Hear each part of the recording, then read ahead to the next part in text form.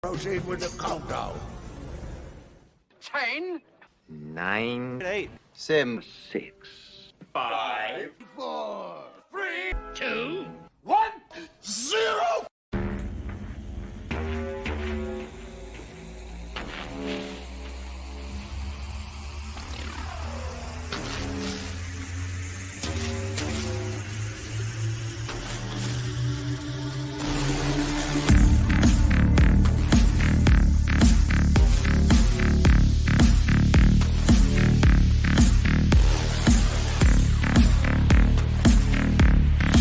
Yes! Yes!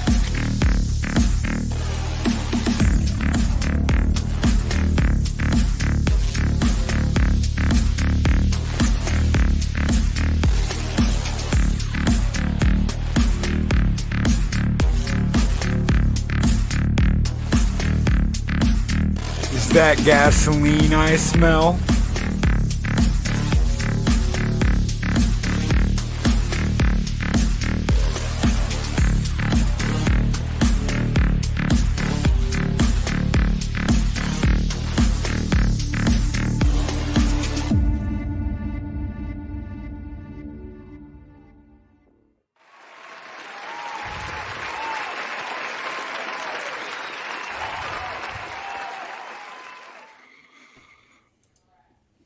Greetings and salutations, everyone. Welcome to Talk Hard. And I am Pops. I am your host. And with me, as always, is Ironcaster here to my left. How are you, my brother?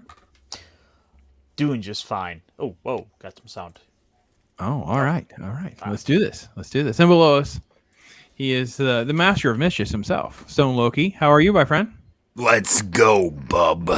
Yes, indeed. The Crow. Oh, what a great film. And what a special film for you, my friend. I can do some math, and what I figured out is, sounds like to me, you were born on Devil's Night, my friend. Yes, I was. Yeah, so indeed, this I was film is born. indeed very, very unique and special for you. And I saw this film 12 times in the theaters. I've never seen a film as many times as this in the theater. So, and I've got something special to share at the end if you want to take the time to do that. Oh, we are. But yeah, what a great movie. What a wonderful movie. Brandon Lee's big breakout film that, he wasn't there for, which sucks because it was absolutely glorious. Sure. Yeah, it's this film was crazy to live through because of all that happening as well. So, well, let me hop in here to chat and say hello to everyone. It pops up, so I'll just say it again. Thank you again to our new members, Zax, who is a Pops patron. Zax, my friend, thank you so much. I appreciate the partnership and your investment in my channel and my time. I appreciate it so much. And Ols Gamer, the OG 72 Cutlass, man, I appreciate it so much, man. It's freaking awesome, man, to have you part of things, supporting me so much. And my brother, Daryl the Derelict, of course, chopping in here and being a member. Thank you so much. And he's already a member. He's the mod. He's the Pops mod. He's the GOAT himself. Chris Persia is here. Hail to you, my friend. Thank you so much for helping us do this thing and bringing Talk Hard to life week after week after week. So, in here as well, lighten it up. Mr. Tickle Trunk, thank you, my friend. Look at that. Set the fires. Let's do it. And again, another member. He's just been awesome, man. Great to get to know him. He's just love all of his videos, stuff like that. Joker Voice is here, so I love that symbol. I have it tattooed on my arm. I love this movie. Joker, you have a good taste, my friend. I think you showed us on the Dread stream. Yeah, I think he did actually. Yes. Mr. Tickle Trunk says, "Well, let me try this one. Let's try Fire and Eagle to see if that works better than the Cardinal." Yeah, I know, Mr. Tickle Trunk. I know we're just like I struggle with all these emojis, so it's really hard to get it right with that. I don't think is there a crow emoji in there, but yeah, we're good. And this image, man, was just like shockingly cool when this all came out and stuff like that. I couldn't believe it. It was so much fun. So Cannoli Sasquatch here, my friend. Thank you so much for joining us. Yes, good movie. No, it's a great movie. Great movie. I think we all would agree this is just one of the best comic book adaptations ever. It's And, it's such a great image that they stole it for Daredevil.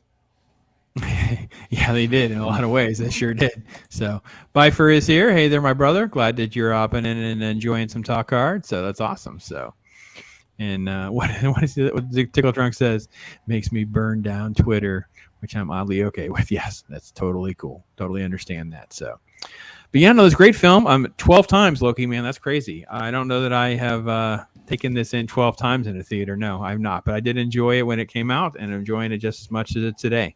I had to take everybody to see it. I took all my friends to see it. I took most of my family to see it. I had to take everybody to see this movie because it was just that damn good. Were you familiar with it with the property before the film? No, but I had watched. I knew about Brandon Lee, and I'd watched one of his movies that he made previous to this. It was like a cop movie, and I was like, all he needs is like this edge, and he's gonna have this breakout. He's gonna have a breakout role like his dad. He will. He just needs to find this edge. So I was waiting for this, and of course, when I heard about, oh, it's gonna be The Crow, I was like, well, what the hell is The Crow? And I started digging around and trying to get as much information as I could. And back then, it's not like you could just hop on Twitter and look something up or hop on Google. You had to do some investigating, and that's when I found out it was a comic. So I knew it was a comic before I went and saw it, but I didn't know it was a comic when I first heard about it. Zax is here. Let's say hey to Zax. There he is, Paw Patron, my friend. Thank you so much, Zax, not only for being here, but also being such a great supporter. We appreciate it. So I think I've told the story several times. I had a friend who's the one that introduced me. His name is Terry. Terry was hardcore into Crow. He was very much into like the collecting / investing side. So he had like the first appearance, which is extremely rare, by the way. Caliber Presents 27 is an extremely hard to find book. And the Crow itself, the Crow series itself, is actually hard to find. He was Crow for Halloween. He was all invested in his character. And that's how I ended up down the rabbit's hole learning about Crow before this movie came about. But I will admit, there are elements to this film that I was like, how on earth could they adapt this? Or how on earth could they adapt that? And I'm glad that they went with a very grounded, crime-driven, vengeance, vendetta film instead of some of the other supernatural elements that are in the comic book. So, well, I would say I would say it's actually more of ultimately it's a love story. It's just a different side of that we don't get to typically see. Ultimately is what it is. Jacob Ironside's here as well. Hey there, my friend. Awesome to have you with us. And let's see, Loki would have been in Showdown Little Tokyo with Dolph Lundgren. Also had a good movie. Okay. All right. Let's see. Look at Flaccid Phoenix making an appearance. Hey there, my friend. Hope you guys are doing well. I'm here for Pops, not the Crow. The Crow is overrated as Zach. So unsubscribe. There you go. Got to follow the Flaccid rules. Do what you got to do, my friend. Let's see. Top 5. Let's see. Joker's saying top 5, but with some caveats here. Let's get this. Not top 5 superhero, not top action, just movies, period. Okay. Very cool. Very cool. Ooh, that's a tough list. Ultimately, I'm yeah, trying to give what top 5 would I put it on for myself, and as much I don't think I would say it's necessarily in my top 5 movies of all time. Although I do very much enjoy it. Mm-hmm. I think I might have to. I think it would be saved for the top 5 comic book movies. Okay. Mr. Tickle Trunk says it's underrated, but so is Zach's. So everybody's piling on Zach's appropriately, and I approve of all that. Of course, it's the appropriate behavior on YouTube. We have to make sure we all do that. So it's in the family. Bobby's here as well and says, I like The Crow with Brandon Lee, but all the sequels were rough. Yeah, we don't need to talk about sequels. I actually, Bobby, I'm not even totally sure I understand what you're talking about. There's only one Crow movie. I don't know what all this other nonsense is you speak of. I have tried to rewatch things that had that in the title, and I really couldn't make it very far. So, Oh, you mean like those Highlander movies? What Highlander? Well, there's a Highlander movie. Do you mean there's other things that have that in the title? Because there's only one Highlander. There's only one. There can only be one, and there can only be one Crow. So, but no, this great film. Loved it. Just absolutely loved it. So, well, let's get right to it. Let's do a little bit. We will try to bounce the chat and try not to ignore you guys too much. This movie is very engulfing. I will find myself just getting carried away, and I will try to behave as well to keep our copyright stuff under control. But Day before Halloween, Devil's Night, Loki's birthday. Just saying. So here we go. We're gonna jump right in. The film again starts with the murder scene, and we get Ernie Hudson. Yep. By the way, the Devil's Night is an actual thing in like it has been an Yes. actual thing in like the Michigan area. Yes. Right. And they really do burn down fucking buildings and Yep. cause mass chaos. At least they did for a while. Now they've got like a watch that goes out and patrols to try and stop it from happening. Well, that and there's also people. There's also been movements to try to make it into Angels Night to try Yes. to take away That's from the it. yeah, that's the movement I was talking about. counter was the movement, Angel yeah. Night. But yeah, no, I grew up like as a kid hearing stories about the things happening on Devil's Night in the state here. So it's very much does feel like it is from Midwest.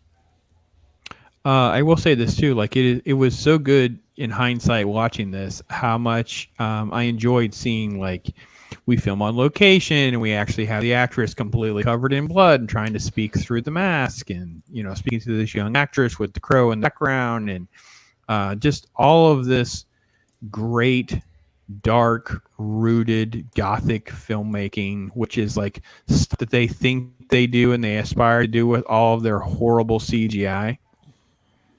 Yeah, And of no, it course doesn't come close to this. It doesn't. Nothing CGI related comes close to this movie.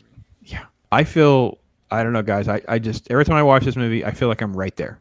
I feel like I'm right there, like a fly on a wall, walking around as the story is unfolding in front of me. Like I'm just part. It's like it's so immersive. I don't even know how they could ever do this justice to get us this immersed into a world like this. Little bit of a little moment here where they're trying to go for some bonding. It's the Sarah monster. Yeah, with Sarah, and she's having a hot dogger. She's upsetting Ironcaster with the hot dog choices.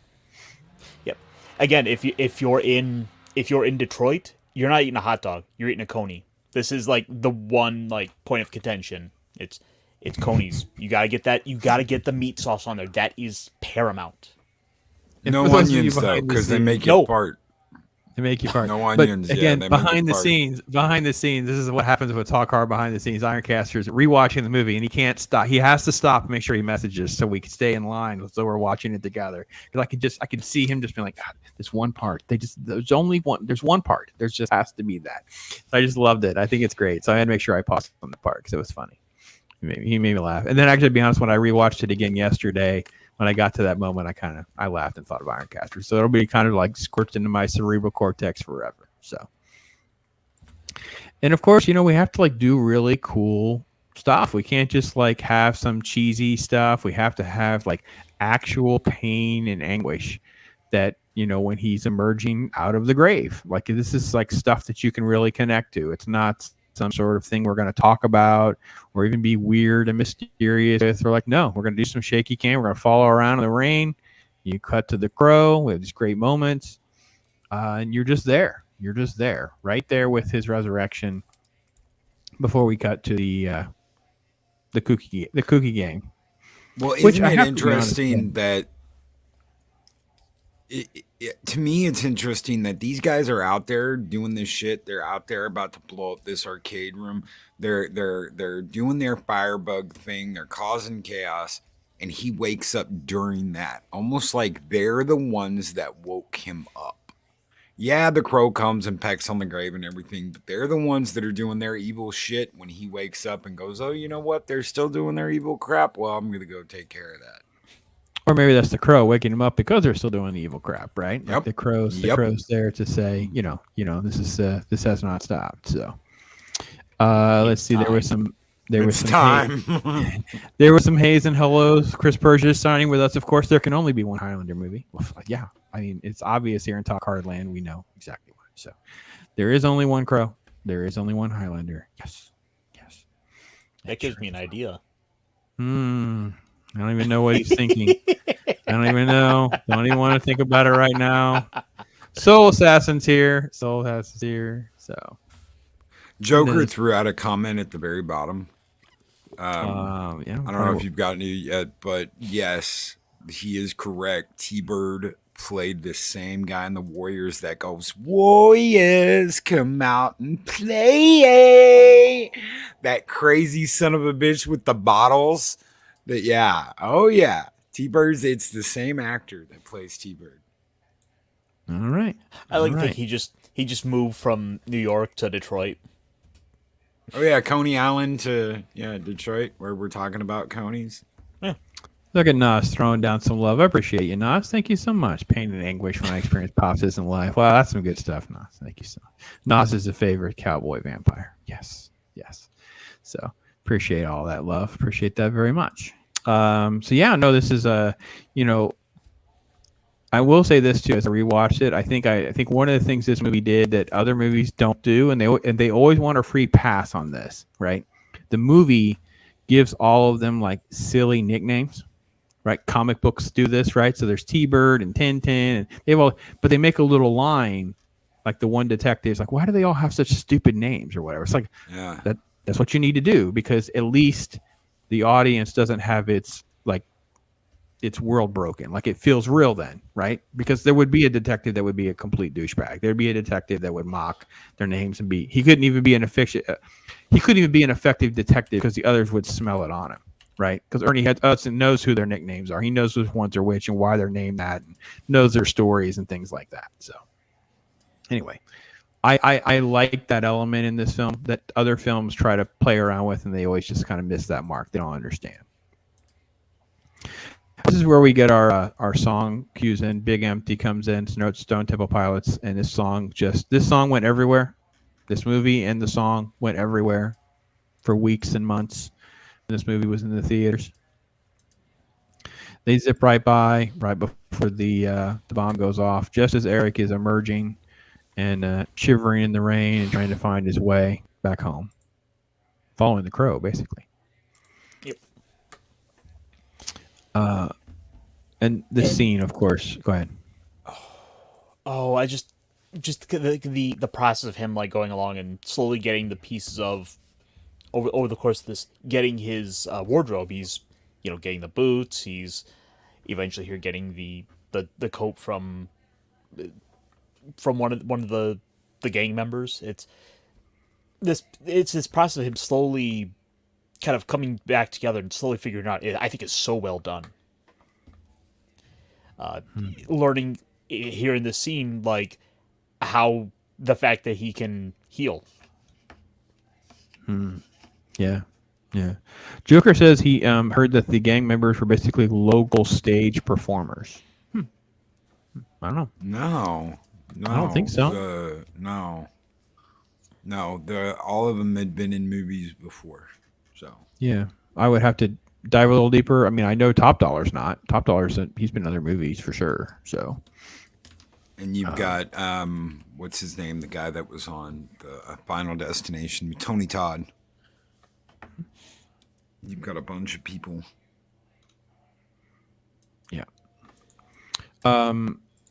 So as we move through the film, and this is like I said, I couldn't agree more with Ironcaster. They change everything up with the way they use lights to represent his flashbacks. Like he has to be constantly told and shown and reliving the experience. Like he's not just like having a memory or having a memory that's being resurfaced. He's actually feeling that pain, that horror that everything went through, recognizing the faces, those moments in, and then of course having to go through this death again. The transformation, it gets complete when he comes to that window, but this time, instead of falling to his death, he realizes he's alive again. And invulnerable. Invulnerable Yes. because his bloody hands heal. Right in front of him, yeah. So what is happening? So then, let's see, we get to... Oh, they're doing the thing where bar with Darla. Yeah, they're doing the thing where they're like doing shots with the... And I think like swallowing eating the slugs. bullets. Yeah. They're swallowing bullets. But pussies drink last, man. Yep. And we don't waste too much time, but we just get enough of the crazy. We just get enough of the crazy to know what we're dealing with. And again, this is a lot of information, this is why I love focusing on these movies with you guys, because we get to focus on these great stories and these great scripts because they're super, super tight. So much information has been conveyed, and we are just now at like the 15-minute mark. That's kind of the credits, of course. Can I ask you and Ironcaster, have either one of you ever been to an Amway meeting? No. When they start, you have? No. When they start chanting "Fire It Up," because they'll start chanting "Fire It Up." I was like, oh my God, is that where they got it? Is that where these crazy bastards got this whole fired up thing? Was from, because I mean, they were doing it the exact same way. I looked at my friend Chris, but some people know him as Bartleby, and I was like, dude, they're doing the thing from The Crow. He goes, I know. No, I'd love to dive a little deeper to see if the screenwriter lifted it. That'd be interesting. Like, it definitely creates a different like backstory and stuff for all that. You know what I mean? Like, it completely changes things for people like yourself. Like, now you're not gonna be able to take that part of the thing seriously if you're gonna, like, so The Crow took it. I think it's great. So anyway, so then you get the iconic the makeup going on, the sweater going on, but he has time to pet the cat, which I love, by the way. Which is, still here a year later. Gabriel, his guardian angel cat, Gabriel. And then you have the iconic shot of lightning. We actually don't see him until the lightning flashes, which is just, oh my goodness. This shot is just, that's the home run. Really is. One of the things I do really like that you get to see a lot throughout this movie, it's this city set they put together. It's all miniatures that they just had a camera zooming all over. Mm-hmm. Like, it looks phenomenal. Oh, and it just and with the sets that they built and where they filmed everything on location. I mean, we are in this place. Like, it is so well done, and we talked about it last week with Sleepy Hollow, because they pull it off so well by filming on location, but also adding some different sets and different things like that, and you were just immersed. So this has. What do you mean you heard the Crow album was good? The Crow album is not good. The Crow album is amazing. One of the best-selling soundtrack albums of all time. Absolutely. And yeah, Joker Voice has pointed out that song that's playing right now is The Cure. The song's called Burn. When he smashes the mirror, starts putting on the makeup. No, the song, if you kind of want to get a feel for music in that area, this was like my Nexus era, man, with Cure and stuff like that. And I will say Cure was a perfect choice because the Crow's look with the makeup and some of those kind of elements were very much in line with Robert Smith as The Cure. So everything was like this, almost like, I don't want to say cult, community of people, like bonding over this kind of stuff. Like, it was great. I don't know. Let's see. Yeah, it's really this interesting, like, period of time, 94, when it's coming out, because you also have that sort of gothic culture is like a big, like, kind of subculture that was going around at the time. Like, games like Vampire the Masquerade were huge. Mm-hmm. Yeah. Oh, and all the music, like, so the Violent Femmes are on that soundtrack. They're just, the bands that are there were very well selected and constructed to reflect the music that also goes with this as well. 9 Inch Nails, I think, has a song, right? Rage Against the Machine was early on. Henry Rollins has a song. So that's the stuff we were going to go see. That's the stuff that we were listening to. Right, this is not like I mean, I guess there really were big stadium stuff, but this was the stuff that was in, like, all these little clubs that we would go to in through college and that kind of thing. So, lovely Sherry hopped in here. Hey there, lady. Thanks so much for hanging out with us. So, yes, Mr. Tickle Trunk, that's kind of what I was trying to say. I dance around sometimes, I ramble too much and don't get to the point. They show, don't tell. Yes, and what they do tell aligns and elaborates and builds on each other, and all the points continue to expand. So. That's why the cameras are above the waist level.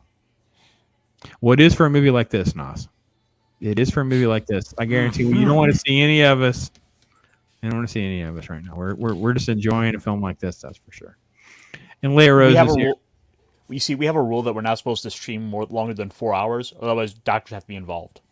Yeah, well, we're only medically approved to stream no longer than 4 hours. Yes. Let's see. Wasn't this shot of him a composite? He was dead, and they needed the shot of him in the window. Right? I don't know. I thought they had all those shots. I thought the only shots that they did were like the rooftop shots and things like that are not him. The actual facial shots and all that they actually did. Loki, you would know. It is Christian Slater. Okay. Really? The ones on the roof, and he never took credit for it. But this shot, I think, is Brandon Lee, right? Yeah, as far as I know. I thought so too. So, yes. So yeah, the iconic shot. We have our movie. We are only 16 minutes in, so we have backstory, we have gang details, we have motivation, we understand the relationship dynamics. We have the cop, we have Sarah, we have a crow, and we have a cat. Here we go. What else do we need? We got a whole story going on. 15 minutes. We can't get this out of a whole season of some TV shows. Yeah, this is such a the movie is so tight for the writing on this. Everything is fit in. I can't think of anything that would really need to be dropped from this.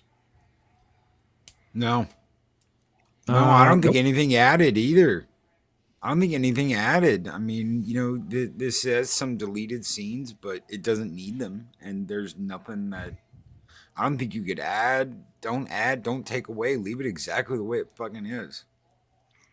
No, I think it's perfect. I think this is so like the movie for me has some moments. I can understand why some normies that are not into goth stuff and superhero stuff or fantasy and definitely not, okay, fine. It can be slow at times, but it's also like there's no dips in this storytelling. There's no like dry spells or contradictions or anything like that. Everything just keeps building on top of one another. Like this scene, we get a little bit about Tintin. He's negotiating with the pawn shop guy. We see how this negotiation goes down. We're going to have callbacks, not just one callback. We're going to have multiple callbacks to the situation because obviously this is going to be the first victim. This is who the crow confronts first. He gets his knife stuck in all his organs in alphabetical order. There's a famous shot, like through the flame. Just wonderful. Yes. Don't scare.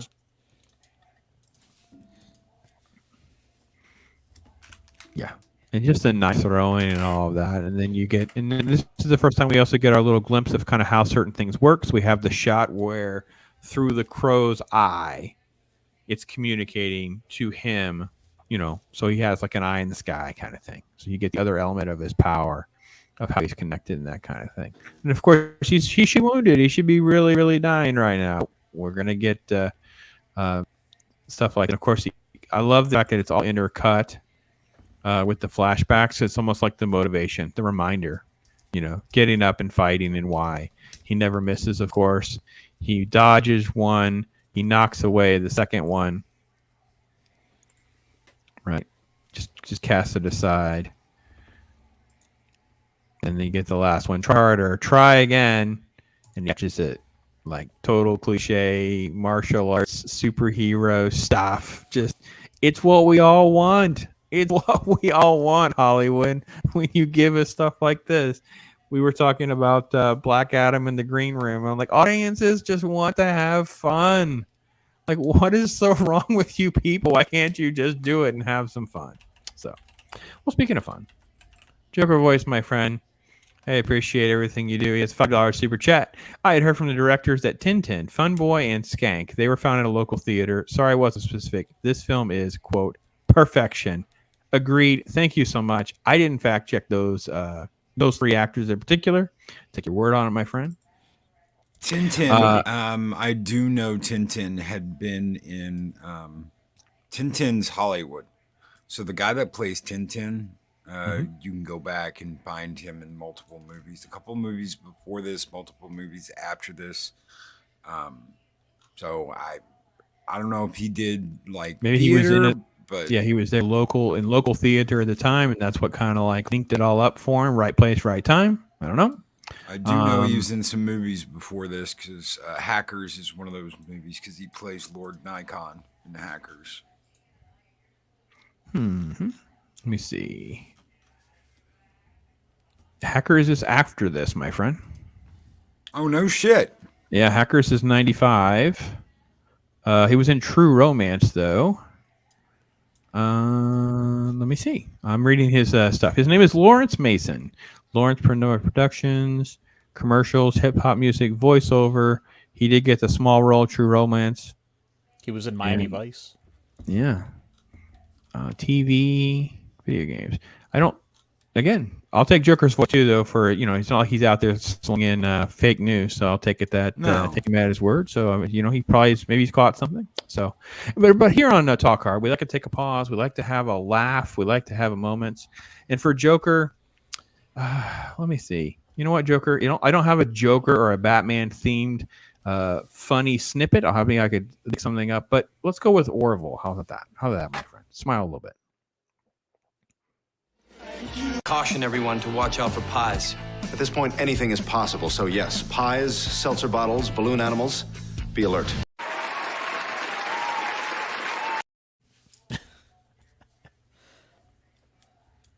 You're muted. Well, it's like this crazy thing. It has a little hesitation. I think it's because the film is still open and paused. But thank you again for that super chat, my friend. And yes. So let's see. Decepticon's case that he went to the premiere in Dallas. And lovely Sherry's talking about how she enjoyed Black Adam. And then there's a Seth MacFarlane bugs me when I met him once. He was a nice guy. Okay. I do know that the guy who played Funboy, Michael Massey, didn't want to work after what happened. He was traumatized. Yeah. Because he's the one who pulled the trigger on the gun that ended up killing Brandon Lee. So. Yeah, we can talk about that at the end. Maybe we can kind of go a little bit about what happened and what we've learned and that kind of thing. So, yeah, this film. So, anyway, so yeah, they he takes care of Tintin first. We have the cut shot here. We got to get past all this. So this is Top Dollar and his ladies, and he had his other lady that they did too much to, and then the Crow shows up at the pawn shop. I mean, you forgot the part where they smoke an eye, and they kind of get into this whole thing about the eyes are the eyes have all the power because they're the windows of the soul. Yeah. Right. Yeah. So sorry, I'm trying to navigate around things that YouTube would have a major problem with. Just say. Like I said, it was after about 25 minutes. You're good. Yeah. So obviously the eye thing is very crucial to a callback that happens later on, and obviously the Crow itself, his connection, because he can see what the Crow sees, and that's very crucial as well. But Gideon's pawn shop here, he's looking for Shelley's ring, right? And just truly, just some of the best. How they shoot the scene, like through the grate, so he's on the other side of the grate. Would we shoot this shot today? I do not think we would shoot shots like this today. We talk about this in about every other Talk Hard. I find a shot like this where I'm like, no, the arrogance of the filmmakers and the actors and everything else, we would not shoot this shot. We would never have something that would be obscuring a view or whatever. They just don't do it. I don't understand why. I just don't. I mean, so I think they might still do it, but they would probably go for like a finer caging, so it's less something of a lost art. Yeah, maybe something just of a lost art where they just don't teach that in film school anymore. There is shit they just don't teach in film school anymore. Yeah, they just don't understand that when you do stuff like this, you suddenly get immersed and you have these metaphors of, he's behind the barrier, and once he gets to the ring, the barrier is removed, and these different things actually do work subconsciously. And when you study psychology and social, and you have the way they use the color and the way the flashbacks are done and all of that, and of course then he finds the ring, and then of course we get the scene that we're all dying for. My goodness, it's so great. Because it's also very subtle when you have those moments in a film like this. Like when you rewatch it, you catch the shot when he knocks the gasoline. Like these moments, because I'm not going to kill you. Your job will be to tell the rest of them, right? And I think, by the way, Pretty sure this is the obnoxious construction worker guy in City Slickers. Just for the view at home. Pretty sure. I love this actor. He was a great character in this. He's kind of this like he's like almost like a dirtier Danny DeVito. Sure. Just because they both have about the same stature, kind of the same build. He reminds me of Danny DeVito, and I like him because he feels like he's slimier. Yeah, he has great roles like that. He does. He has several of them in his resume. I remember him in Big Lebowski. He's one of the PIs in Big Lebowski. Similar kind of thing. So. Let's see. Decepticon's case, talking about that premiere in Dallas. That speaker blew out in the first 20 minutes it premiered at Hollywood Theater at Garland, Texas. Then they tore it down last month. Oh, man. It's always hard when the old theaters are gone. Really rough. Let's see. Crow versus Predator is the movie I want. Oh, shit. I don't know about that, my friend. That's a I've messed got a up better concept. Well, here's the thing about Crow and Predator. If they would team up to battle something else, that does interest me. Well, I don't know that I really have interest in seeing them face one another. Go ahead. I think the better one, and I just put it in the chat there, was RoboCop and the Crow. They're both in Detroit. All right. Okay. And I mean, they're both kind of this idea of they were both killed and have come back. There's some thematic similarities. Okay. It was a scene where he looks out the window. There's lightning flashes. A stuntman was used. They added Brandon's face digitally. That scene was completed after Brandon's death. Okay, Mr. Drunks explained in that one shot. You've got me thinking now about that scene where he's in the police station and he like goes to search for the killers. That where RoboCop goes, he uses the middle finger thing, and he's like looking for the face, right? But it comes up with the Crow's face, and it's like Eric Draven killed, blah blah blah blah blah, and he's thinking about it. The guy, you know, shush as he goes out the window and shit, and he's backing up like, oh my god, he's back, You're going to do a fan edit. Yeah, yes, like a fan edit of some of this could work, because then RoboCop would have the moral dilemma that the Crow is actually right. Vengeance has to be served because the justice system has failed Eric Draven and Shelley. So he actually has to either help or look the other way so the Crow can finish his task at hand. That would be freaking... Yes. That's a absolutely. fun fan edit, fan fiction, man. That's some good stuff. So. Like he tries to shoot him a couple of times, and you see him all like taking the shots like he does on the table, but he keeps coming back, and finally RoboCop figures out that it's Eric Draven. We could take the flashback sequences from Crow and change them to black and white, and have them be stills that RoboCop saw. So when he goes to pull the trigger, he's having black and white glitches, and he's like, "I can't kill this guy. He's the victim. I can't kill. But something's wrong with my programming because he didn't the law." Yes. Uphold the law, and it's like victim, uphold the law. Yes. Wow. It would be like RoboCop : The Crow Chronicles. Something like that would work. Yes. RoboCop, Murder of Crows. And maybe like the flame, the bird, like Loki has, but instead of it being the Crow standing there, it's the RoboCop standing there investigating the evidence of the scene. Ooh. This is writing itself. This is really all just like taking notes. It's all you got to do, people. I want to see the visual from. I want to see it from RoboCop's perspective of he's scanning over the scene of the crime. Yes, he's going over. He's looking at the evidence. He picks up the photo of Eric and his girl, and he's getting similar flashbacks to his own wife. Yep. Awesome. Okay, so Chris Purge is addressing our shot earlier, by the way, that the same reason actors refuse to wear a mask or full face helmet for too long in a movie, they want to maximize their on-screen presence and face because they're all become a bunch of juvenile children. It's stupid. It makes no sense. By the way, I wonder if it's also not like they're not their producers. It's their PR departments. Mm-hmm. Yeah, their representatives, their handlers, wanting to demand they have so much screen time. Yeah, well, it's just little things that they do. They put in their contracts, and it's just terrible. It's just dumb. Is that gasoline I smell? Yes, this is the line that's coming. Right. Let's see. Let's get to that because that is a freaking great thing. Tell him Eric Draven sends his regards. And then, of course, the gasoline I smell. Gideon, no. Explosion. All the rings of all the lives that have been torn apart. Yes. It's so good. Hang on one second here. Predator with the crow paint on its biomask. Crow would not be versus Ghost Rider. Ghost Rider would be like, "Oh yeah, I'm with you, bud." Ghost Rider is the closest thing Marvel had to this sort of character.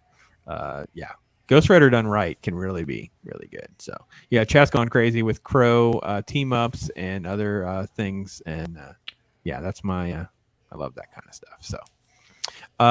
So yeah, this story just moves really really fast because now we've done away with the pawn shop, and this was where we finally get. This is where we finally get Ernie Hudson. He's like, I said, thought the police always said freeze, and he said, no, I said, don't move. It says, you move, you're dead. He's like, well, I'm dead, and I move. It's just for great. Look at the face, though. Oh, he's so good. You know what's great is that these actors, like we were talking about, they don't want to show their face and whatever. He is behind makeup this whole time. Like, it's just, he's so iconic and he's so remembered. And then we have like Heath Ledger and the Joker. You have this stuff. So their argument makes no sense whatsoever. Then we covered Dredd just a couple weeks ago. And it's like the whole movie, his helmet is on.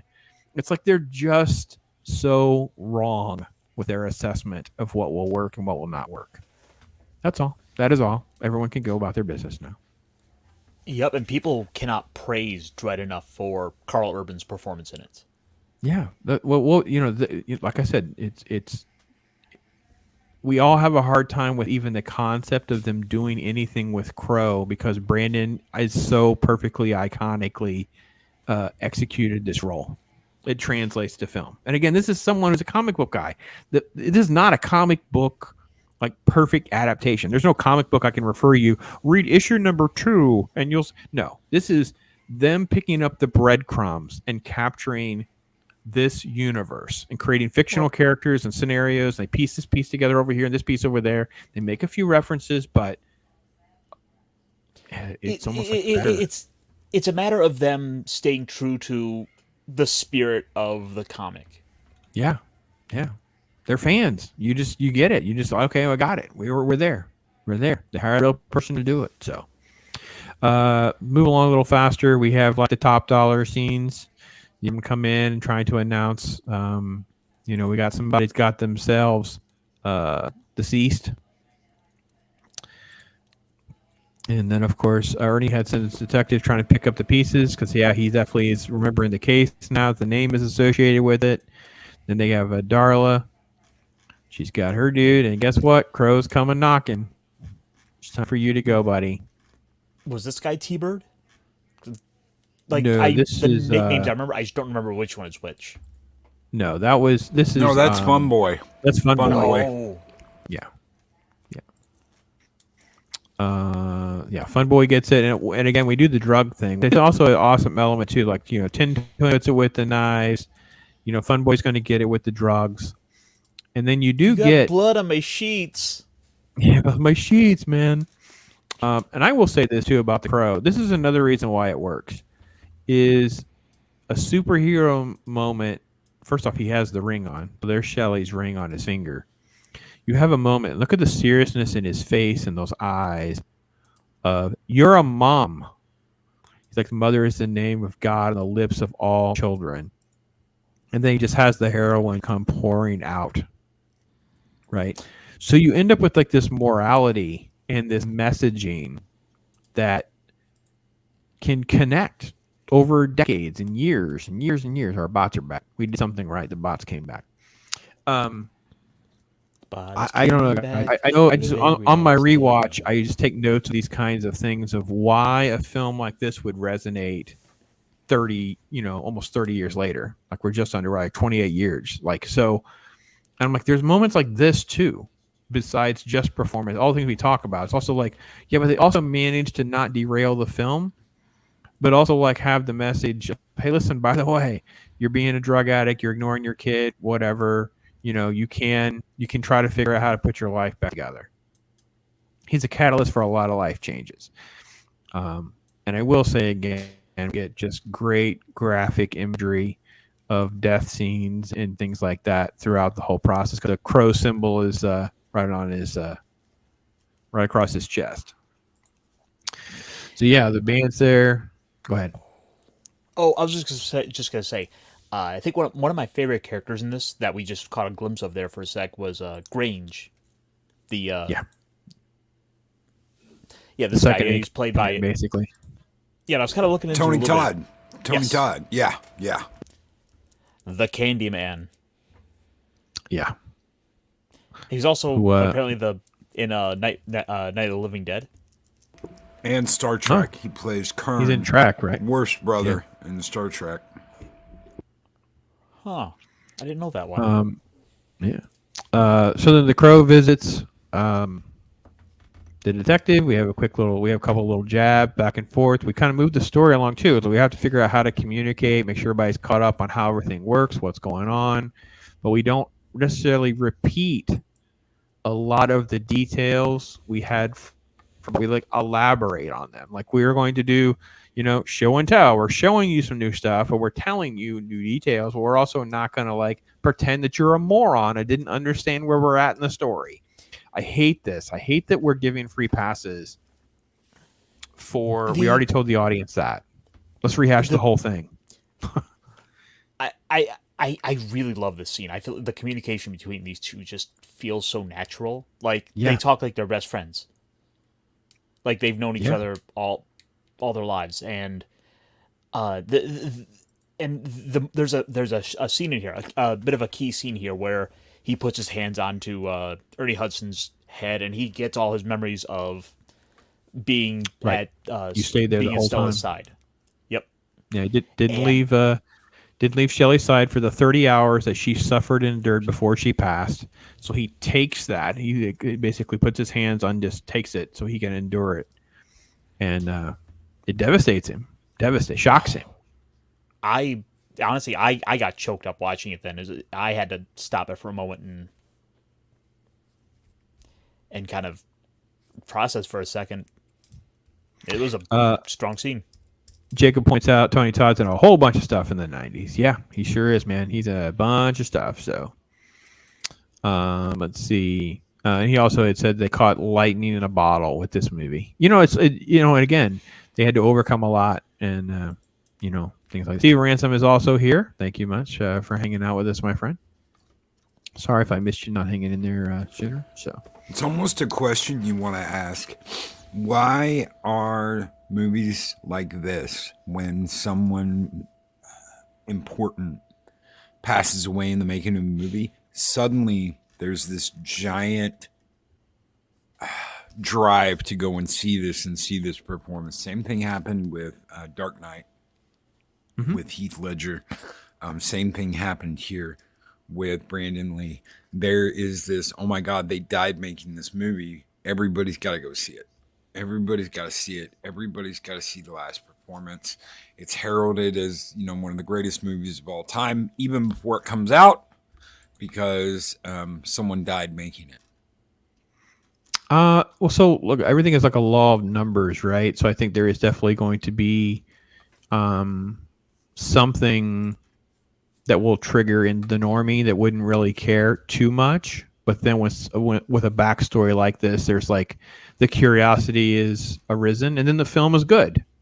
Like, holy cow! I didn't live through when Game of Death came out when his dad died, so I don't really know. That was before my time, right? It's in the early 70s, and the film, the Game of Death that came along way later. I wasn't privy to seeing that in the theater, so I don't really know for sure how that went down. But weird curiosities, maybe, right? I don't know. I know that this really. I don't know anyone in my friend circles that really responded because we're watching Brandon who had passed. I think it was more like a sadness because he passed. Like you felt like, oh my gosh, he peaked. Look at this amazing performance, and he's already gone. Like there was something like pressed down on you that made you feel that way. At least that's how I felt watching it one of the first times. It was just because I remember seeing it multiple times in theater, of course, like most people. Not 12. Loki's definitely a new peak of respect there for that, my friend. Yeah. And yes, someone, Soul Assassin says it. Mad respect for Ernie. Ernie is an underrated character actor. Oh my gosh, he's incredible. He brings it every single thing. And what kind of terrible roles he ends up with or not, he's doing his job. So we end up with scenes with Top Dollar and Gideon. And I will say this, that all of this, again, the actors, I think, Ironcaster, you were saying it's stupid. They just bring it, man. They're so believable. This guy was like, he's got lip, man. He's like, no, you can, you guys can go pound some sand, man. I know what I saw. I didn't lie. Yep. And then of course, she's real curious. She's already picking up the breadcrumbs about this bird and all of that. And then we have confirmation, right, from Grange. Grange's like, no, yeah, Fun Boy said he saw the bird. So you're getting some crazy stuff here going on. And then of course we cut right back to the Crow on patrol, right? So he's on the move in the rain. Lots of rain. Love rain. And this is where you get the scene, man. Oh boy, I love this stuff. It was fun. It was trying to find face swaps and things like that, because there's actually not very many. Most of them are Brandon. They're just gifts. And those felt weird because they didn't always work. As I rewatched this scene yesterday, and I really watched this scene probably about 3 times, the intrinsic detail that was spent, like how we're going to duct tape him in and attach it to the accelerator and how we're going to rig all this up. I really, really, really have to be honest. I had underrated this in some ways. This was such a masterful scene and sequence. And the dialogue. And the dialogue, what he says and what he goes into when he's like talking about, when he's reading from the Devil's Bible, which is what he's reading from. Yep. That dialogue is just it. Yeah. Oh yeah. I feel like today this would be with modern writers, there would be an opportunity to try to put in a joke about Uber or Lyft or one of those to put in jokes, because it's the Marvel age. We got to have jokes every like 5 minutes. Yeah, a lot of films would. I tell you, it was refreshing. They did. See, that's the funny thing, though. Okay, so it wasn't really a joke, but what happens to what's his name, the flea, the cunt hair, the foreign car. Yeah, when he's like, T-Bird, oh man, I'm coming, buddy. Right. That whole scene is just gold. I mean, if you're not smiling and you're not laughing at him when he's in that, they're phone calls, and you're like, oh my God, yes. Oh man. So they did which do character something is that character's name? Skank? Yeah, Skank. Thank you. Skank. Making sure subtitles get me to know when the characters. I can't keep all this name straight sometimes. I just remember when the guy pulls him out of the car and he's like, "You damn ass hair, you hit my car." Joker says he's probably seen this movie about 100 times. Yeah, man, I know. Especially now. I mean, it's just like I've watched this movie so many times I don't even know. And the supporting cast is freaking amazing. So yeah. So I was looking at some of the deleted scene stuff and some of the alternate takes, and I guess there was something about where they were wanting to have the Crow on top of T-Bird's car here. Okay. That I guess they ultimately opted to not use. Which, another action scene like that would have been fun, but I think the car chase did work just as well for this. Right. And I will like this. I like the fact that the audience is along for the ride with the different victims, right? So, T-Bird is going through the whole, you're you, but you ain't you. We put you through a window. You can't be you. Like the audience is living through it. And even though we're repeating some details, Ain't no coming back, man. And we gotta blow her up.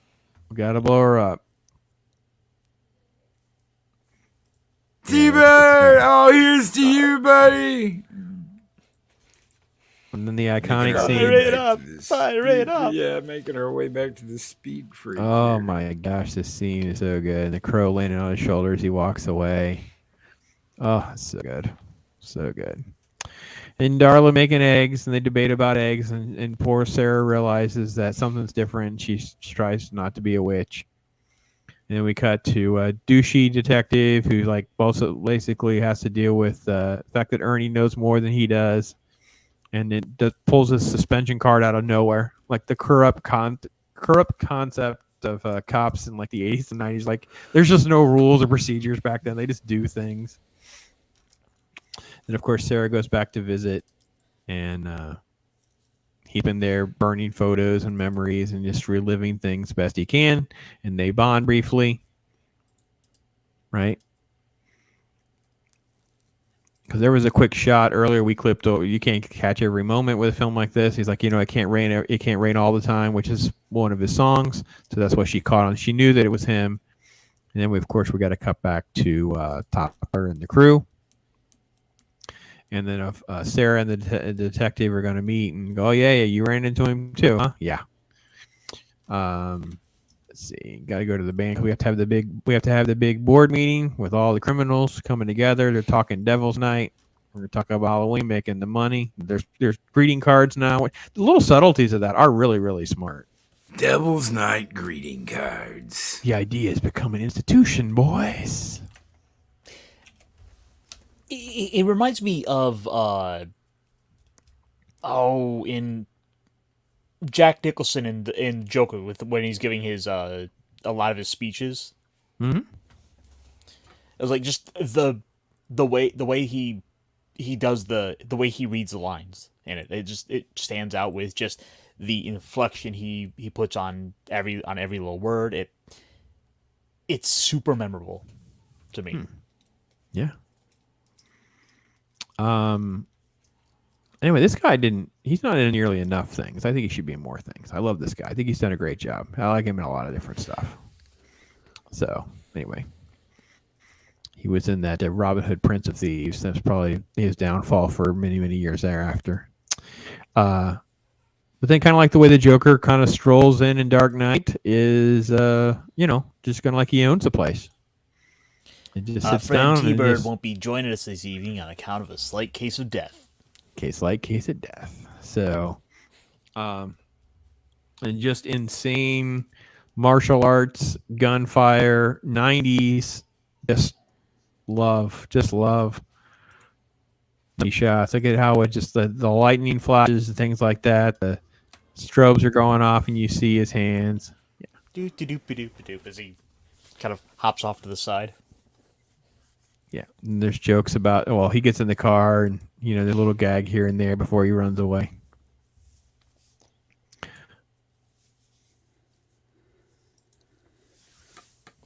he have duct tape around his waist?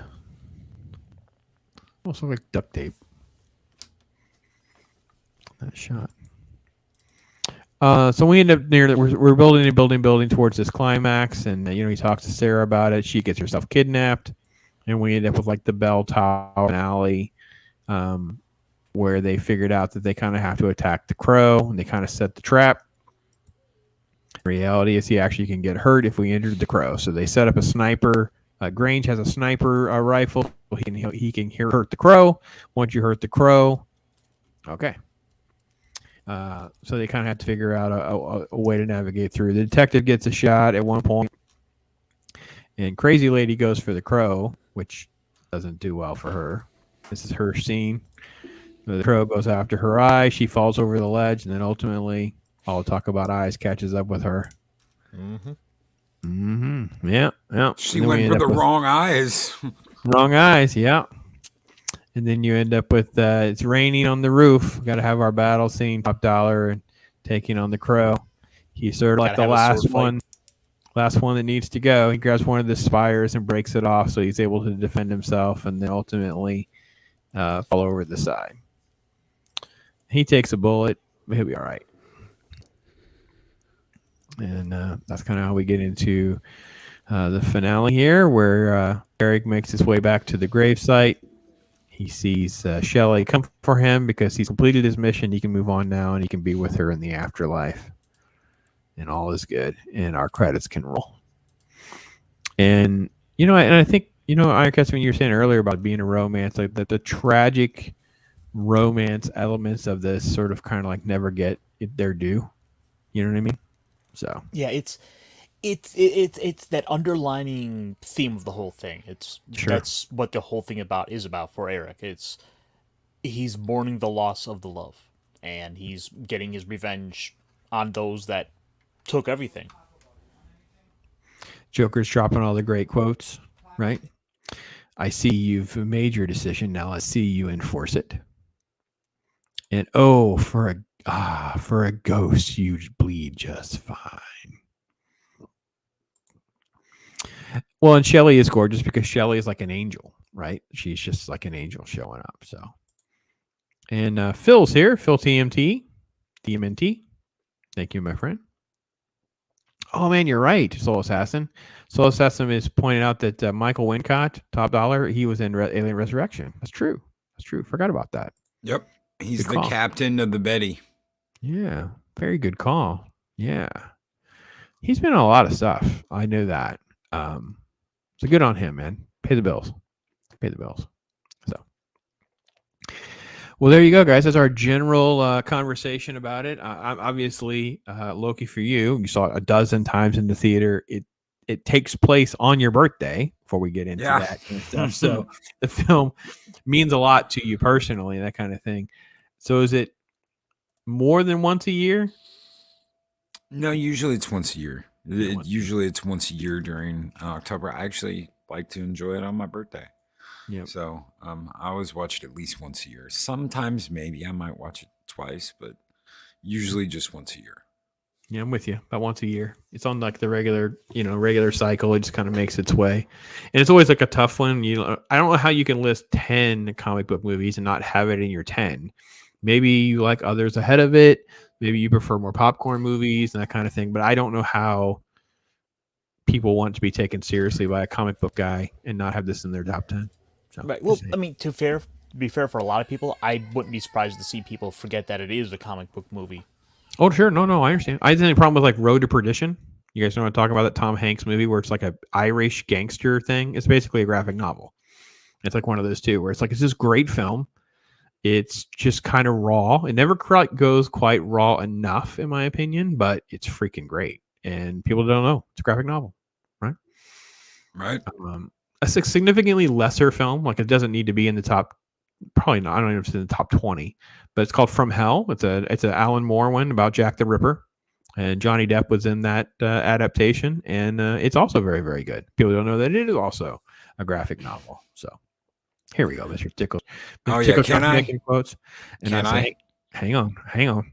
I'm definitely going to set a time to rewatch The Crow this week. That Soul Assassin, you're warming my heart, my friend. You're warming my heart because that is what we were here for. If we did this and we had one person who's just now going to see it or going to watch it again and that kind of thing, then it's made all this work. So, Mr. Tickle Trunk, we're going to put it on a T for Stone Loki. Let me do a little impression for you. Caw, bang, fuck, I'm dead. Yes. Yes. Yes. Yes, indeed. So, History of Violence is also a graphic novel. Yes, indeed, my friend. Yes, indeed. And Joker Voice also says he loves From Hell. Yeah, From Hell is a really good fun movie. It's one of those where I don't know that it would be in my top. It adds up fast, and there have been so many good ones. I'm not sure it'll make my top 20 now, but if I had to do like an obscure list, it would definitely be one of those. For most people don't know it was a comic book, so that's pretty good. But yeah, watch it about every year. Live through it. I'm so grateful that I lived through it. I remember seeing it multiple times in the theater with my friends. I remember seeing it with my friend Terry. I remember seeing it. It came out early too. It came out in May, so it was like in the summer, so you could go see it. Well, it was saw it multiple times, right? I'm actually shocked because I looked it up. Made sure I got my number right here. Yeah, I could open it another window to make sure I had it right. It only made like $94 million. I'm still shocked by how low that number is. I, for some reason, kept thinking that it was doing better than even that. Now, that's a fair amount of money for a rated R film in the 90s, but for some reason, I kept thinking it made more money than even that. But it's okay. And I assume I say his name just like as it's pronounced. Alex Proyas is the director. Is how you actually say his name, by the way. I'm not quite sure I know.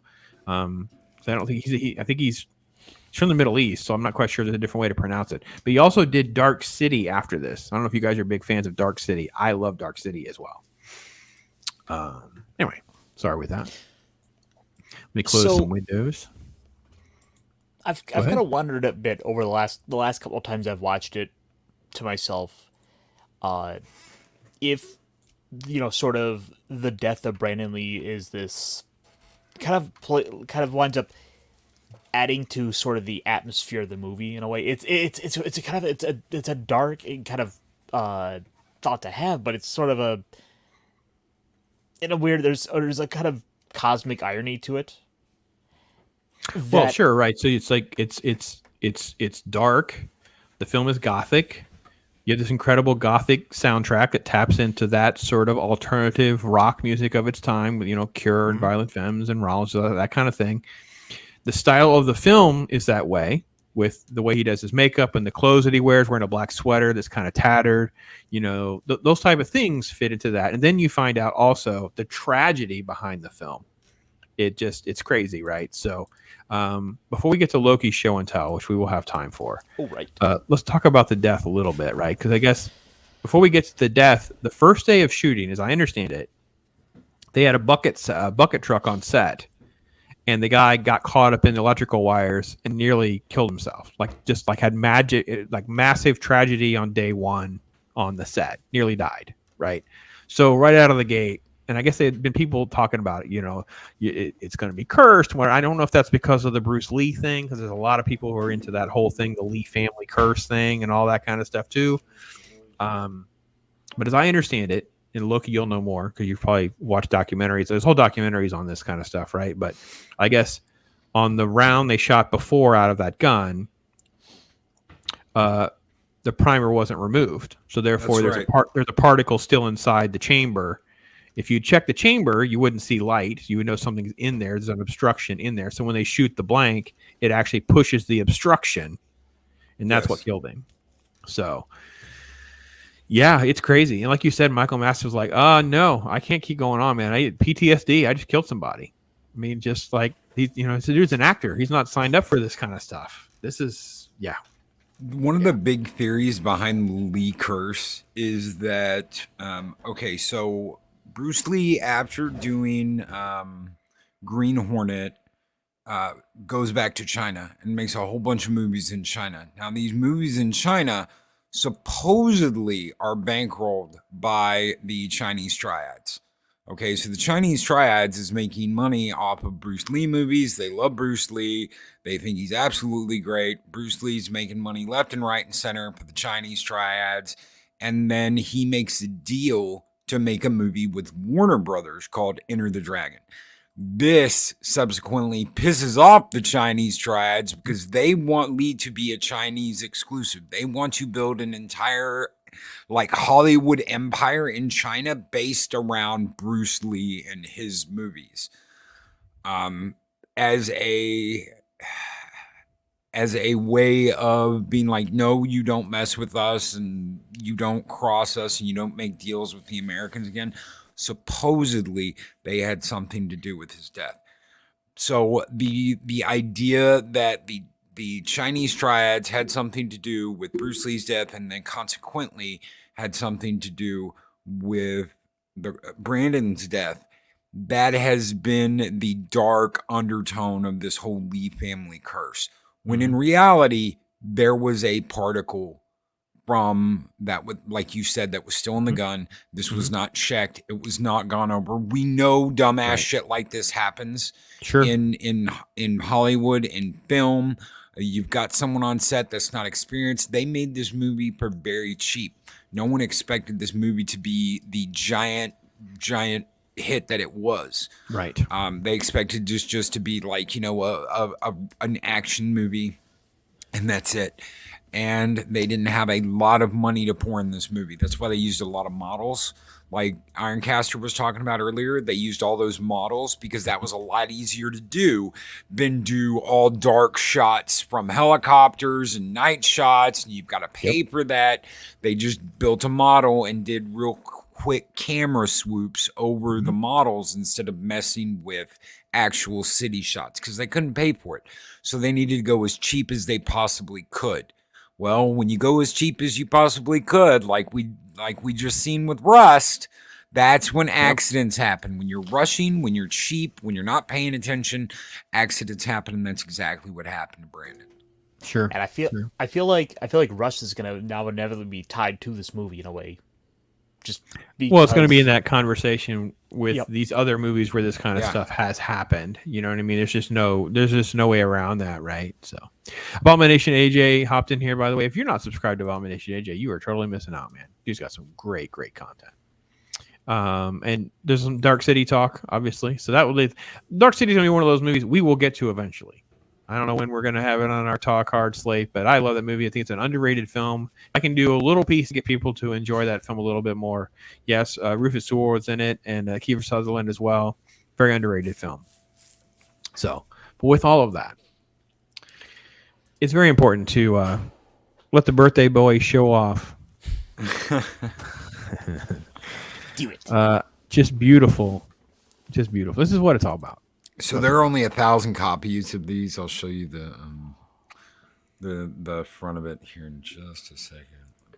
Just hit play. So I actually opened this today. So Loki, I didn't realize you had 3 hands. oh yeah. Someone may have been helping me, a certain goddess of chaos.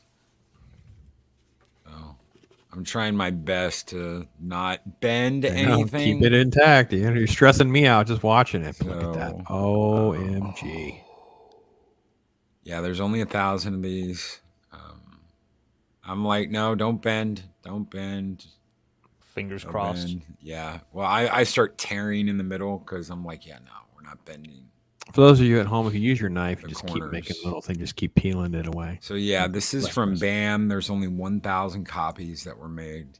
It's the fire colored vinyl exclusive. Look at that. It's me trying to fumble and not mess anything up. And of course, you get the OG. Yeah, the OG cover. Yep. And I'm like, okay, where is it? Oh, it's up at top. Oh, it's red. Oh, Look at that. Gosh, it's so beautiful. it's red. It's see-through. It's beautiful. That fire coming out every direction. Man. And this is up first. Like I said, I recorded this today. I have not shown this on my channel. This is just for Pops because I said I would do it on Pops' show. So Well, I appreciate it, my friend. You know I how I love love my vinyl. nerd stuff. I love vinyl and Yes, it. Soul Assassin. Here's Soul Assassin. Where does Loki get those wonderful things? Yes. Yes. I wish I still had Crow comic books, my friends. That's some of my biggest regret. I don't regret. You know, you can't live with regrets, but if there is some, Caliber 27, man. Caliber presents 27. Yeah, Zach's is saying it. Zach's is saying what we're all thinking. Look, we're just leaving it there for a minute because we're all taking it in. Yes. Chris Persia. Yes. I know. And I haven't played there's it a yet. pickle trunk. Look at this pickle trunk. Fire it up. Fire it up. Fire it up. Fire it up. Yes. I haven't played it yet. I haven't even put it on the turntable yet. So Wow, that's incredible. and it's the score. It's not the soundtrack. I've got the soundtrack. I've got a whole nother vinyl set for the soundtrack. This is the score, which is the rarer of the two. The soundtrack you can find almost anywhere. The score is a totally different animal. I love the look of the flames on that. It's just, it looks painted on. It's Yeah. a beaut. Yep. So when Loki was telling me about this, I kept thinking about records and going to record stores, and of course the Mrs. Pops. I keep wanting to call her the First Lady. That's how I've referred to her for years. As talking about my wife, and I kept talking about how when you're in college, you would go to these record places, and obviously one of the ones I don't. Do you guys remember Peaches? You guys remember Peaches? Anyway, Peaches had these like wooden milk crates everywhere, so all their albums would be these milk crates and things like that. And it was almost like a chain, but they were massive. So you would get odd things like this. You would just find odd things as well, right? But you also had all of these like other little stores, and I couldn't remember the name of it. And I kid you not, this is the internet. I Googled old record stores in Tampa in the 90s, and I found the name of it. I want to remind her if she doesn't remember me telling her. Vinyl Fever. Oh, it was my sanctuary. Vinyl Fever. From cassette tapes to 8-track tapes to records. And Vinyl Fever. Oh, so Loki took me back when he told me about his album and he was going to share. So I was like, oh my gosh, my Vinyl Fever days. Vinyl days. Yes. I feel like for one of the show and tell shows we do, I'm gonna have to grab a bunch of my vinyls and I'll just show off the albums. Sounds good. That sounds like that might be the fun. I'd love to do that. Yeah, that's good. Joker, we talked about that very early on. Did we talk about in the green room or we talked about on the show? I don't remember if we did or not. But yeah, we talked about James Gunn sharing CEO responsibilities with like the studio head of being the producer, and he's going to be the creative mind on all of that. So we did it before the show started. I had just kind of made light mention. Yeah, I just saw it on Twitter just a little while ago. So yeah, look, Soul Assassin. Okay, picking peaches. Okay, that's not the same thing. Gonna pick a lot of peaches. Not the same thing, but okay, I appreciate the gestures. So, but yeah, The Crow, its legacy. It melted my heart when because my daughter was born right before this movie came out, and it was I think she was in high school, and she was talking about how much she loved this movie, very cavalier. And that just warmed my heart because I felt like I've done something right. I've done something right. When I've shown them enough, and now it's ingrained in them, and they appreciate it on their own. And they just refer to it as being good. Like the people that don't see this as good, it's like something's wrong with them. Something's wrong with them. So, oh, wait a minute. What? Steven Ransom sending us messages. Who we got? Let's see what he's got here. Let me see. I got to figure out how to share my screen. Oh, yeah, there's definitely GIFs. Yeah. This is the Ka Bang Bang stuff for you. Let me see if I can get it big. Get it big for you. Well, no, it's not wanting to load for me, Steven. I'm sorry. But yeah, there's plenty of GIFs. GIFs, actually. But anyway, did that with the face swap thing. There was a ton of them. So Brandon Looney Tune made it. Thank you, my friend. I don't subscribe to that. GIF versus GIF. GIF. I don't care what the original creator says. I pronounce it the same way the peanut butter. Gonna start getting ready to record my Black Adam review. You're all right, man. You're all right. I did mine right before we started. So, yeah. So if you have to rank like stuff that's in your like top 10, what is some of the other stuff? Because I mean, we mentioned how a lot of people don't realize this is a comic book movie. I actually saw, because I was looking for tags and things like that to prepare the video. And there's a lot of people who have questions, and you'll see a very common one: is the Crow Marvel? Is the Crow DC? Is the Crow Marvel or DC? Like the concept of indie comics and its legacy and being that big is sort of beyond a lot of folks. I bet that's even worse now than it has been over the last 20 years. Agree? Oh yeah. There's people who think that like Superman is an MCU character. And they don't even think it was Marvel. They think it was MCU. Yeah. No, I understand that. Trust me, the non-comic book people definitely, they don't have all that kind of straight. But just the idea of, Ninja Turtles and Crow and, things like that. It's kind of beyond their comprehension that these were these like, one guy, black and white, back in the day, found a way. You know what I mean? Those kinds of things. So, yeah. Yeah, it's a hard G. It's GIF. I know, Steven. I'm trying to be difficult to it bothers Ironcaster. So why would I not say GIF if it bothers listen, do I need to play my shark dancing little clip? Do we need to go there? Like I'm still like I have not recorded I only made it through 35 minutes or so of this shark movie, and that's it. I'm done. I'm out. It's so bad. I can't go on. You broke me. I made it about 10 minutes in, and I said I can't do this.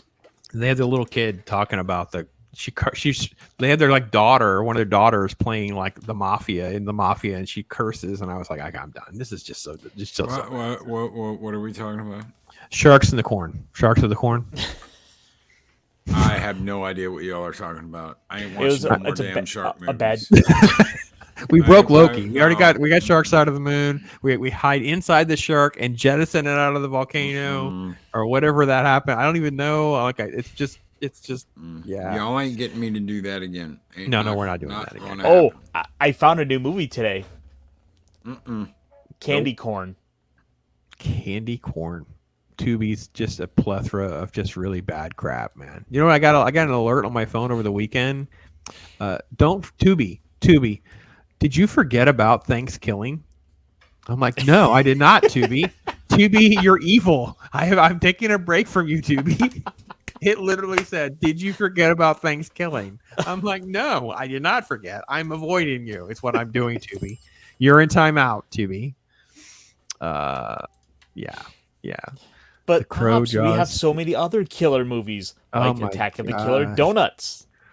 Comes back to revenge the sheriff that killed him. Oh, man, I tell you what, sounds like a SNL sketch, so. No, The Crow's in a nice special place for me where it gets to, because you can have, like the best sort of like, tights and capes movies for me, like Superman 78 /2. I don't really care how you look at it. They're almost like one big epic, or Spider-Man 2, and maybe even some of the more modern stuff. But something like this is so special because it's just different. You know what I mean? It's just different. So, oh jeez, Chris Persia. See, he's always stirring up trouble, Loki. That's a thing. See this nonsense? Yeah. Yeah, it's on there. It's on there. G-Shark. Nope. Does the future Mrs. make you watch more of those than just Sharknado? I know she's addicted to Sharknado. She doesn't make me watch any of it. Okay. She'll be like, "Are you gonna watch this with me?" And if I say yes, yeah. If not, then I'm like, "No, I'm not. I'm not again." It's a ghost shark. So maybe Ironcaster and I need to do a special night where we'll mention all of these. We're not watching them, but we'll mention them. Maybe we'll bring her on to be our special guest to go through the plethora of shark schlock night. Shark schlock. That's what it is. It's freaking awesome. There has to be something special about a horrible, shitty B movie to get me to watch it twice. So, Puppets. It's just charming. Hey man, I love the Puppet Master movies. I've got the Puppet Master set over here with the case, the too long case. Wow. Signed. All the movies are signed. I got the big set, the signed set that comes in the too long travel case with the action with the puppets and all that shit. It's the trunk. It's the trunk. If you look up Puppet Master trunk set, Ironcaster. Puppet Master trunk set. I may have been looking that up. I've got, so there it's not like I don't like, but it's got to be charming. There has to be a reason for me to watch it twice or get into it. It and Sharknado and all that shit just doesn't. The Oxford Shark just doesn't do it for By me. the way, Ouija Shark is at like a 1.8 out of 10 on IMDb. Wow, that's pretty amazing. That is pretty amazing. Thank you, Steven. It's Lord of the Rings level. What was that? Rings of Power level. That's crazy. What is Sharks of the Corn or whatever? Because I don't know what Sharks of the Corn is because it's so bad. It's like I've said it is like it's VHS film festival. Like it's not B movie. It's like VHS. It's like college kids with a camera, script, whatever. Because I did a review on Tubi this movie called Eradication, which is actually like a real movie. Like they actually thought of a clever premise. It's low budget.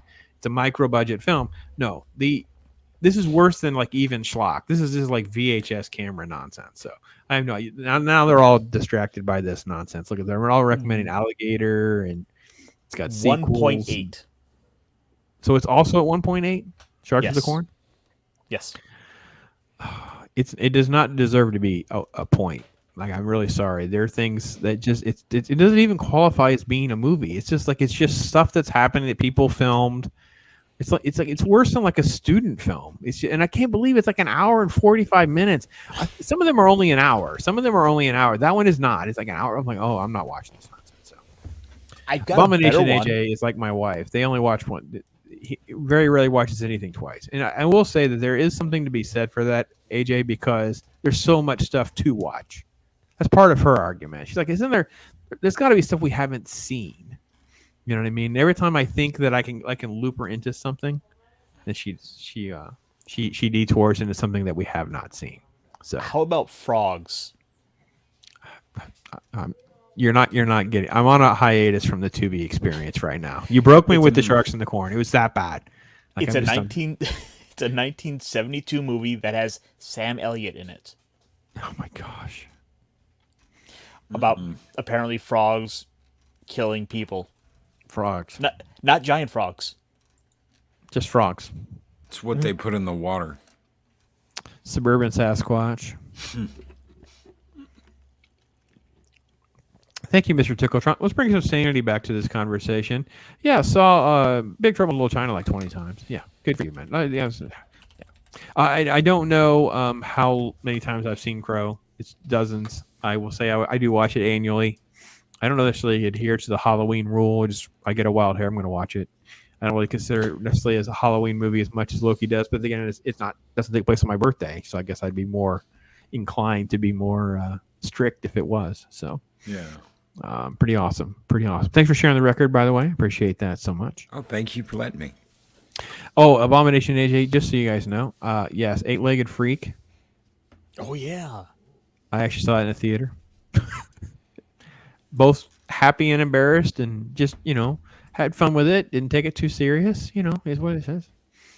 And Chris Perch is saying like, yeah, watch Dark City like 20 times. Yeah, I'm with you, Dark. I love Dark City. Dark City is a great underrated film. So, I mean, there's also some thinking of other things like The Shadow and Darkman. The Shadow knows. yeah, I don't care as much for The Shadow, and I was a big into The Shadow comic books like during my era. I just loved even the old ones and the newer one in that era, the 90s one.